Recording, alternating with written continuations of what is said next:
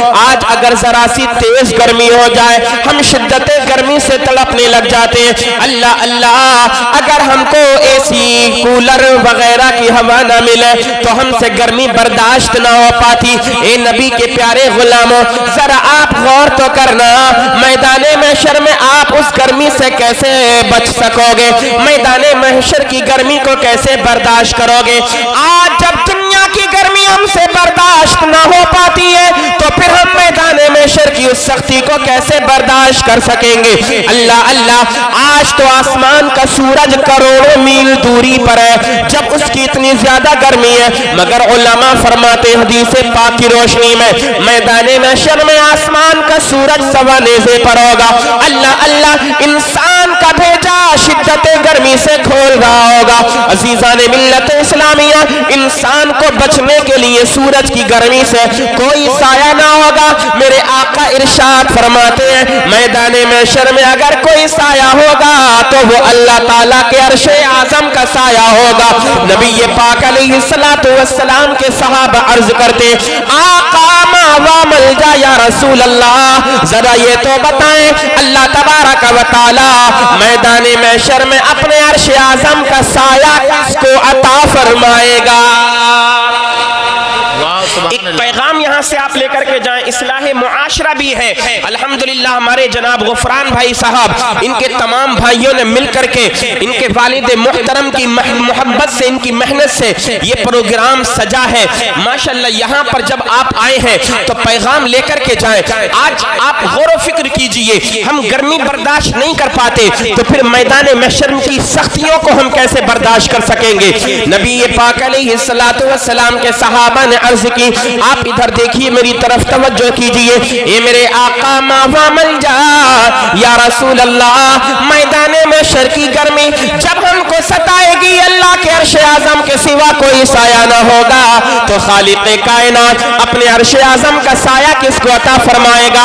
جب نبی کے صحابہ نے اتنا عرض کیا تو مدینے کے تاجدار مصطفیٰ کریم پیارے نبی کی وہ زبان نبوت کھلی جس زبان کے بارے میں امام عشق و محبت، کنز الکرامت، جبل الاستقامت، ایمان عرفان کی چٹان، سنیت کی جان، اہل سنت کی شان، ہم سب کی پہچان امام احمد رضا خان فاضل بریلوی پکار اٹھتے ہیں، وہ زبان جس کو سب کل کی کنجی کہیں، وہ زبان جس کو سب کل کی کنجی کہیں، اس کی نافذ حکومت پہ لاکھوں سلام۔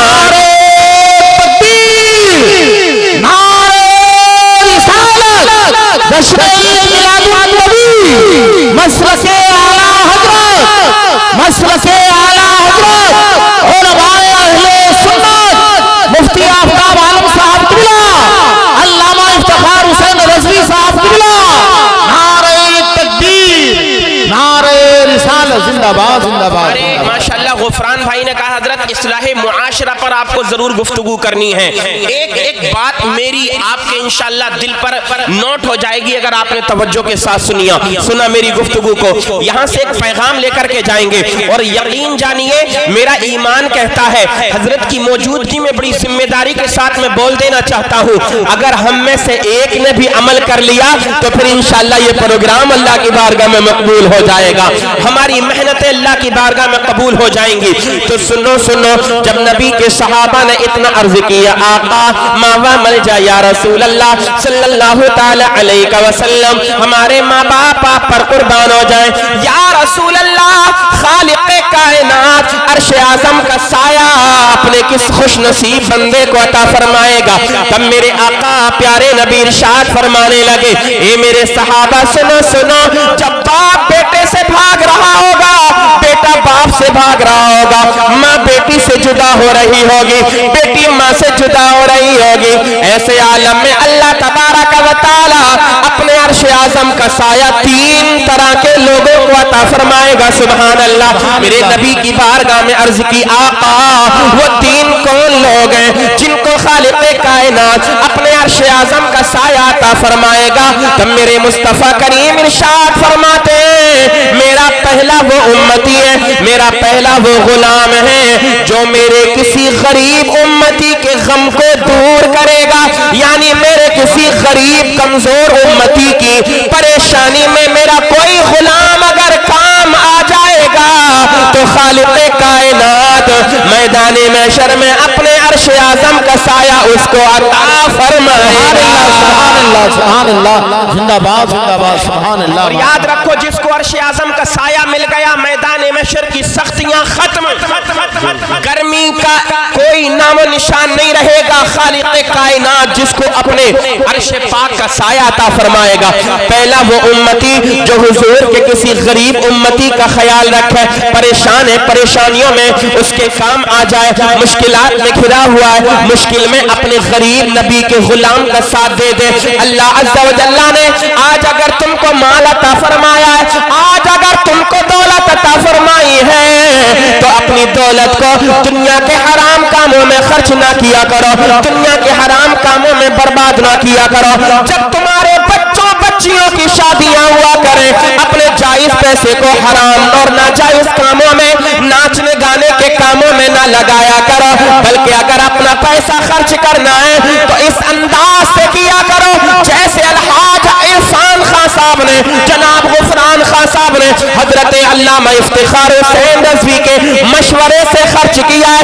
कसम खुदा की ये शादी सुन्नत मुस्तफ़ा के तरीके से हो रही है। आज कल जनाब अरशद खान साहब का निकाह होने वाला है, उनके निकाह से पहले अपने प्यारे नबी की ये प्यारी महफिल सजाई गई है। पता चला जो नेक काम ज़िक्र मुस्तफ़ा करने के बाद किया जाता है, वो काम अल्लाह की बारगाह में भी कबूल हो जाता है, और वो काम मुस्तफ़ा करीम की बारगाह में भी कबूल हो जाता है। नारे तकबीर, नारे रिसालत, जश्न ईद मिलादुन नबी, मसलके आला हज़रत, सरज़मीने खानपुर दीहा, नारे तकबीर, नारे रिसालत, जिंदाबाद जिंदाबाद। मेरे आका मुस्तफ़ा करीम ने इरशाद फरमाया, गरीबों की परेशानियों में जो काम में आएगा, मेरे गमगीन उम्मती के गम को जो दूर करेगा, अल्लाह ताला अपने अर्श आज़म का साया उसको अता फरमाएगा। दूसरे अल्लाह के बंदे के बारे में मेरे नबी ने इरशाद फरमाया, जो दुनिया में रह करके मेरी किसी सुन्नत को जिंदा करेगा, अल्लाह ताला उसको मैदाने महशर में अपने अर्श आज़म का साया अता फरमाएगा। बोलो मोहब्बत से सुभान अल्लाह। किसको? जो दुनिया में रह कर के जीते जी अपने प्यारे नबी की सुन्नत को जिंदा करेगा, हुजूर की किसी सुन्नत पर मजबूती से अमल कर लेगा। हजरत मौजूद हैं, हुजूर की सुन्नत पर अमल करने का सवाब आप देखिए, अजर अल्लाह की बारगाह से कितना बड़ा मिलता है, आप उस पर तवज्जो कीजिए। मिशकात शरीफ की बड़ी प्यारी हदीस पाक है, मेरे आका मदीने वाले मुस्तफ़ा सल्लल्लाहु तआला अलैहि वसल्लम इरशाद फरमाते, मन तमस्सक बिसुन्नती इंदा फसाद उम्मती फलहु अज्रु मिअत शहीद। जनाब गुफरान भाई आपकी तवज्जो चाहता हूँ, हुजूर की प्यारी हदीस पाक सुने, मन तमस्सक बिसुन्नती इंदा फसाद उम्मती फलहु अज्रु मिअत शहीद। अल्लाहु अकबर, कुर्बान जाना नबी की प्यारी हदीस पर। मेरे आका इरशाद फरमाते हैं, जब मेरी उम्मत के दरमियान फसाद बरपा हो, लोग नाचने गाने को अच्छा ख्याल करें, लोग हराम काम करने को फख्र महसूस करें, लोग गुनाहों के काम करने पर अपना नाम बड़ा करने की बातें अगर करें, अल्लाह अल्लाह, जब मेरी उम्मत के दरमियान फसाद बरपाओ, ऐसे माहौल में अगर मेरा कोई गुलाम मेरी सुन्नत को मजबूती से थाम लेता है, मेरे आका इरशाद फरमाते, अल्लाह तबारक व तआला उसको 100 शहीदों का सवाब अता फरमाता है। सुभान अल्लाह, सुभान अल्लाह। अल्लाह ताला उसको कितने शहीदों का? 100 शहीदों का सवाब अता फरमाता है। माशाअल्लाह, ये काम इतना अजीम किया है। हराम कामों से बचे, डीजे बाजों से बचे, नाचने गाने से बचे, अल्लाह अकबर, बदनिगाही से बचे, दीगर दूसरे हराम काम जो होते हैं उन कामों से बच गए।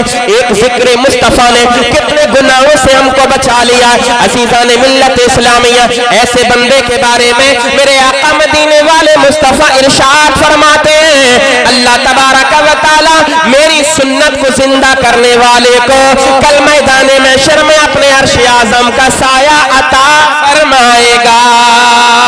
اگر تم کو پتہ چل جائے بزم مصطفیٰ کیا ہے. ذرا محبت سے بولیے سبحان اللہ. ذرا اور بلند آواز سے بولیں سبحان اللہ. اگر تم کو پتہ چل جائے بزم مصطفیٰ کیا ہے, اگر تم کو پتہ چل جائے بزم مصطفیٰ کیا ہے, تو پھر شادی میں تم گانا بجانا بھول جاؤ گے, تو پھر شادی میں تم گانا بجانا بھول جاؤ گے. ہرا گنبد جو دیکھو گے زمانہ بھول جاؤ گے, ہرا گنبد جو دیکھو گے زمانہ بھول جاؤ گے. نبی کے در پہ پہنچو گے تو آنا بھول جاؤ گے. کتنے لوگ ہو گئے؟ دو لوگ.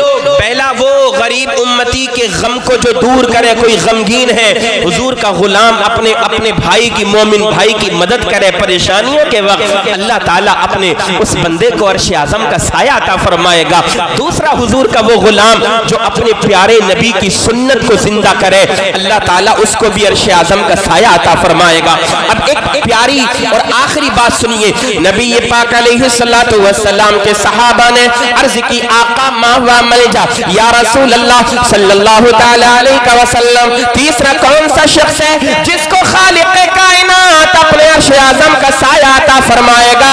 میرے آقا کی زبان نبوت کھلتی ہے. مصطفیٰ جان رحمت, شمع بزم ہدایت, نوشہ بزم جنت, شیر یار ارم, تاجدار حرم, نو بہار شفاعت, جان عالمین, طٰہٰ و یاسین, مراد المشتاقین, انیس بے کسان, سیاح لامکان, مالک انسجام, حضور پر نور, شافع یوم النشور, جناب احمد مجتبی محمد مصطفیٰ صلی اللہ تعالی علیہ وسلم ارشاد فرماتے. حضور کا یہ فرمان بڑی توجہ کے ساتھ سننا. میرے آقا ارشاد فرماتے, تیسرا اور خاص وہ شخص ہوگا جس کو اللہ تعالیٰ اپنے عرش اعظم کا سایہ عطا فرمائے گا. میرے نبی ارشاد فرمانے لگے, جو دنیا میں رہ کر کے مجھ محمد عربی پر سب سے زیادہ درود و سلام کے نذرانے پیش کرے گا.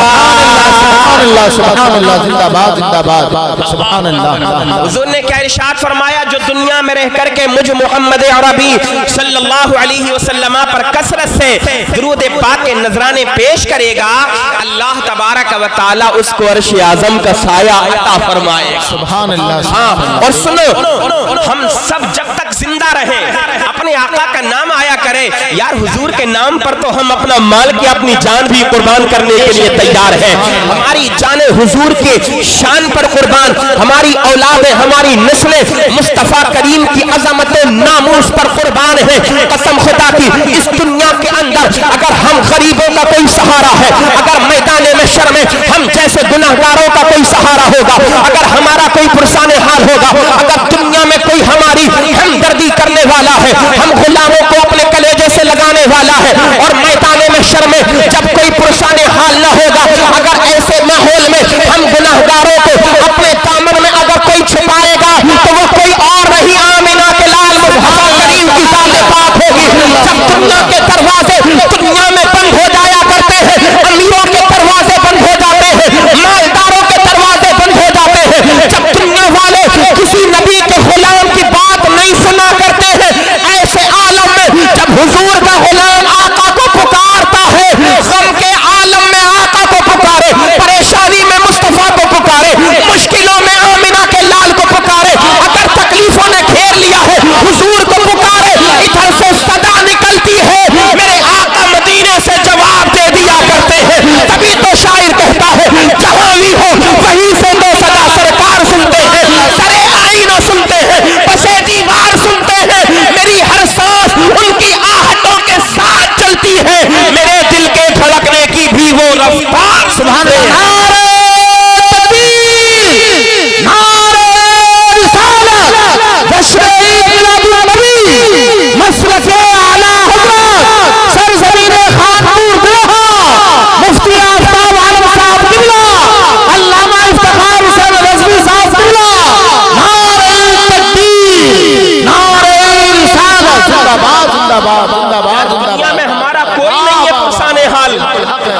خدا کی جب یہ امت پر ظلم کرنے والے ظالم کفار مشرکین یہود و نصارا جب حضور کے غلاموں کو ستاتے ہیں تو دل روتا ہے، مگر دل اندر سے خوش اس بات پر ہوتا ہے یا رسول اللہ کوئی ہمارا پرسان حال ہو نہ ہو، مگر آقا آپ تو ہماری خبر گیری کرنے والے ہیں۔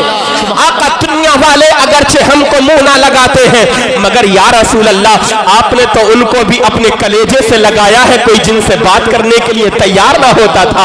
اے میرے آقا آپ نے تو اپنے ان امتیوں کے سروں پر دست شفقت رکھا ہے جن کو لوگ یتیم کہا کرتے تھے، جن کو لوگ جو ہے ذلیل رسوا کہا کرتے تھے۔ اے میرے آقا جن کا کوئی پرسان حال نہ ہوتا تھا، میرے مصطفیٰ کریم آپ نے تو ان کی بھی خبر گیری فرمائی ہے۔ ارے آقا کا دربار تو وہ دربار ہے جس دربار کے بارے میں بریلی کے تاجدار امام عشق و محبت، کنز الکرامت، جبل الاستقامت، ایمان و عرفان کی چٹان، سنیت کی جان، اہل سنت کی شان امام احمد رضا خان فاضل بریلوی علیہ الرحمت والرضوان ارشاد فرماتے ہیں فریاد امتی جو کرے حال زار میں ممکن نہیں کہ خیر بشر کو خبر نہ ہو، واللہ وہ سن لیں گے فریاد کو پہنچیں گے۔ ایسا بھی تو ہو کوئی جو آہ کرے دل سے، ادھر ایک مرتبہ حضور کا غلام آقا کو پکارتا ہے، میرے مصطفیٰ کریم مدینے سے پکار کو سن لیا کرتے ہیں، مدد کے لیے جب پکارتا ہے تو مدینے کے تاجدار پکار سنتے بھی ہیں اور اپنے غلام کی مدد فرماتے بھی ہیں۔ اللہ اکبر، یہی تو میرے آقا کا دربار ہے۔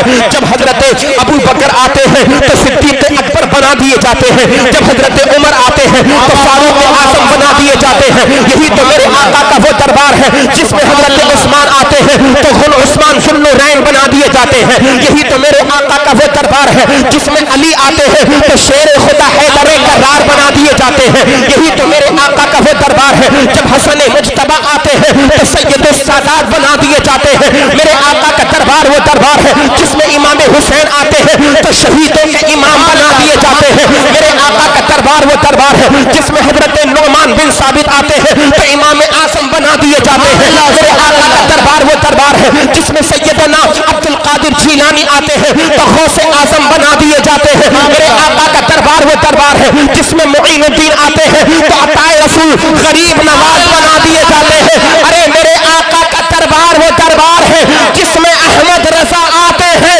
تو اعلیٰ حضرت امام عشق و محبت فرم بنا دیے جاتے ہیں اور اعلیٰ حضرت پکار اٹھتے ہیں یا رسول اللہ خالق کل نے آپ کو مالک کل بنا دیا، دونوں جہاں ہیں آپ کے قبضہ و اختیار میں۔ نعرہ تکبیر، ذرا زندہ دلی کے ساتھ تھوڑا محسوس ہونا چاہیے۔ نعرہ تکبیر، نعرہ رسالت، تشریف قیامت نبی، مسلک اعلیٰ حضرت، علماء اہل سنت، نعرہ تکبیر، نعرہ رسالت، سبحان اللہ سبحان اللہ، زندہ باد۔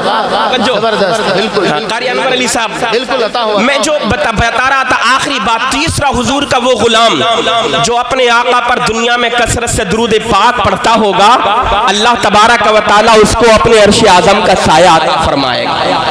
اور درود پاک پڑھنے کی تو اتنی بڑی فضیلت و برکت ہے، آپ جب تک زندہ رہیں اپنے آقا پر درود پاک پڑھنے کے عادی بن جائیں، جب تک تمہاری سانسیں چل رہی ہیں حضور پر درود پاک پڑھتے رہیں، اپنے آقا کا نام سنیں، نبی پر درود پاک پڑھیں اور اس انداز سے زندگی کو گزاریں جو اعلیٰ حضرت کے مرید حضرت مولانا جمیل قادری نے کہا ہے، مومنوں پڑھتے رہو تم اپنے آقا پر درود، ہے فرشتوں کا وظیفہ الصلاۃ والسلام، اور میں وہ سنی ہوں جمیل قادری مرنے کے بعد میرا لاشا بھی پڑھے گا الصلاۃ والسلام۔ جب تک ہم زندہ رہیں اپنے آقا پر درود پاک پڑھتے رہیں۔ یاد رکھو درود پاک ایک ایسا انمول تحفہ ہے مدینے والے مصطفیٰ صلی اللہ تعالی علیہ وسلم کے لیے۔ اگر کوئی حضور کا غلام اپنے آقا پر درود پاک پڑھنے کا عادی بن جاتا ہے، توجہ کرنا غفران بھائی، میں آپ کی توجہ چاہتا ہوں، حضور پر درود پاک پڑھنے کی کوئی اپنی عادت بنا لیا کرتا ہے تو سنو اس کو کتنا بڑا انعام و اکرام ملے گا۔ علماء کرام بیان فرماتے ہیں جو انسان اپنے آقا پر درود پاک پڑھتا تھا، درود پاک پڑھتے پڑھتے دنیا سے اپنی قبر میں گیا ہے، اب قبر کے اندر جب وہ انتقال کر کے جا رہا ہے، نہ اس کا باپ قبر میں ساتھ جا رہا ہے، نہ اس کا بھائی قبر میں ساتھ جا رہا ہے، نہ اس کا بیٹا قبر میں ساتھ جا رہا ہے، نہ اس کی ماں قبر میں ساتھ جا رہی ہے۔ میری ماں بہنیں بھی بڑی توجہ کے ساتھ سنیں، نہ اس کا رشتہ دار کوئی ساتھ جا رہا ہے، نہ اس کا دوست، اس کا یار کوئی قبر میں ساتھ جا رہا ہے۔ پھر ذرا آپ سوچیں تو صحیح، قبر اکیلا گھر ہے، قبر تنہائیوں کا گھر ہے، قبر کے اندر اندھیرا ہے، قبر کے اندر کیڑے مکوڑے ہیں، قبر کے اندر سانپ اور بچھو ہیں، قبر کے اندر وحشتیں ہیں، قبر کے اندر ہولناکیاں ہیں، اور ناچنے گانے والے اور ڈیجوں کی دھنک پر اپنے پیروں کو تھرکانے والے، اپنی بیٹیوں کو بے پردہ کرنے والے، کانوں کو کھول کر کے سنو، اللہ اکبر، تم کہتے ہو بیٹا جوان ہے مانتا نہیں، تم کہتے ہو بیٹی کی فرمائش کی مانی نہیں، ارے میں کہا کرتا ہوں جو محمد عربی کا غلام ہوتا ہے وہ ناچنا گانا نہیں کرتا ہے۔ میرے آقا دنیا میں ناچنے گانے والوں کے لیے نہیں، بلکہ جو ناچ اور گا رہے تھے اس ناچ اور گانے کو ختم کرنے کے لیے میرے آقا دنیا کے اندر آئے ہیں۔ اللہ اکبر، قربان جاؤ، جب قبر میں ساتھ قبر میں جاؤ گے تو تمہارے ساتھ کوئی نہیں جائے گا، بلکہ تمہارے وہ نیک اعمال تمہارے ساتھ قبر میں جائیں گے جو تم نے دنیا کے اندر کر لیے ہوں گے، بالخصوص وہ درود و سلام جو تم دنیا میں اپنے آقا پر پڑھا کرتے تھے۔ جب قبر کے اندر اندھیرا ہوگا، مصطفیٰ کریم کی آمد ہوگی، درود پاک کی برکت سے حضور قبر میں جب تشریف لائیں گے، آمینہ کے لال کی آمد کی برکت سے تمہاری قبر قیامت تک کے لیے روشن اور منور ہو جائے گی۔ اعلیٰ حضرت امام عشق و محبت فرماتے ہیں قبر میں لہرائیں گے تا حشر چشمے نور کے، جلوہ فرما ہوگی جب طلعت رسول اللہ کی۔ سبحان اللہ، سبحان اللہ، زندہ باد، زندہ باد، زندہ باد۔ حضور ایک مرتبہ آئیں گے قبر کے اندر، صرف ایک مرتبہ، مگر قبر قیامت تک کے لیے روشن اور منور ہو جائے گی۔ نہ ہمیں اپنی نمازوں پر فخر ہے، نہ ہمیں اپنی تلاوتوں پر فخر ہے، نہ ہمیں اپنی عبادات ریاضات پر فخر ہے، نہ ہمیں اپنے نیک اعمال پر فخر ہے۔ اگر ہمیں فخر ہے تو مدینے والے مصطفیٰ پر فخر ہے۔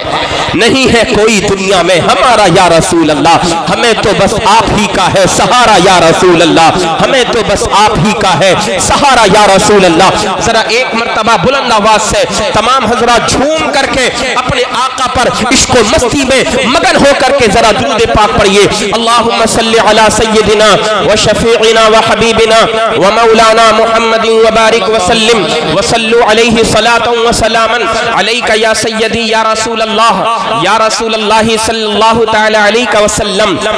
خالق کائنات قرآن کریم کے اندر ارشاد فرماتا ہے الا بذکر اللہ تطمئن القلوب، توجہ کے ساتھ سنیے جس کا ترجمہ ہے اللہ ارشاد فرماتا ہے او لوگوں خبردار ہو جاؤ، بے شک دلوں کو اطمینان اللہ کے ذکر سے ملتا ہے۔ سبحان اللہ، دل جو چین پاتے ہیں، دل جو قرار پاتے ہیں، وہ اللہ کے ذکر سے چین اور قرار پایا کرتے ہیں۔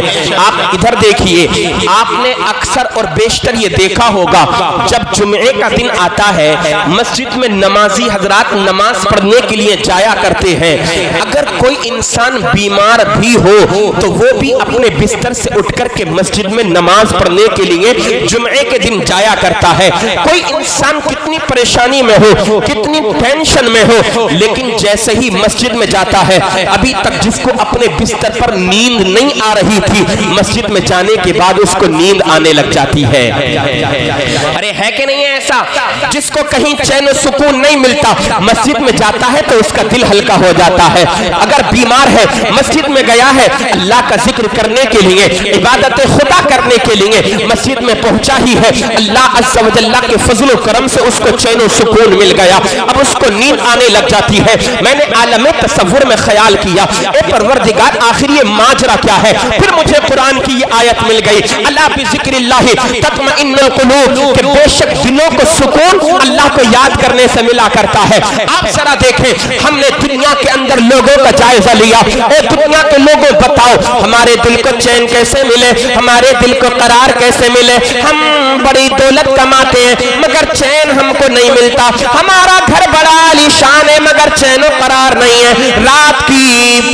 رات میں بڑی بے چینی بے قراری ہوا کرتی ہے, آدھی آدھی رات گزر جاتی ہے مگر ہم کو نیند نہیں آیا کرتی. اللہ اکبر اللہ اکبر. لوگوں نے الگ الگ باتیں کہی. کسی نے کہا مال اور دولت جمع کرو تمہارے دل کو قرار مل جائے گا, عالیشان مکان بناؤ دل کو قرار مل جائے گا, گاڑی اور بنگلے تیار کرو تم کو قرار مل جائے گا, تمہارے دل کو چین و سکون مل جائے گا. مگر کسی کی زندگی میں چین و سکون نہیں ہے. اللہ اکبر. پھر ہم نے قرآن کریم کی بارگاہ میں سوال کا نذرانہ پیش کیا. اے اللہ کے مقدس کلام, اے قرآن کریم, تیرے اندر تو کسی بات کا کوئی شک نہیں ہے, تو لا ریب اللہ کی کتاب ہے, ذرا تو ہی تو بتا ہمارے دل کو چین کیسے ملے, ہمارے دل کو قرار کیسے ملے. تو قرآن کریم ارشاد فرمانے لگا الا بذکر اللہ تطمئن القلوب. او لوگو سنو سنو, تم دنیا کے چاہے کسی بھی کونے میں چلے جانا, دنیا کے اندر چاہے کوئی بھی کام کر لینا, کہیں بھی تمہارے دل کو قرار نہ ملے گا. اگر تم چاہتے ہو تمہارے دل کو چین و سکون ملے تو اللہ کو یاد کرنا شروع کر دو, ذکر خدا کرنا شروع کر دو, تمہارے دل کو قرار مل جائے گا. جب تک تم زندہ رہو گے تب بھی تمہارے دل کو قرار ملے گا.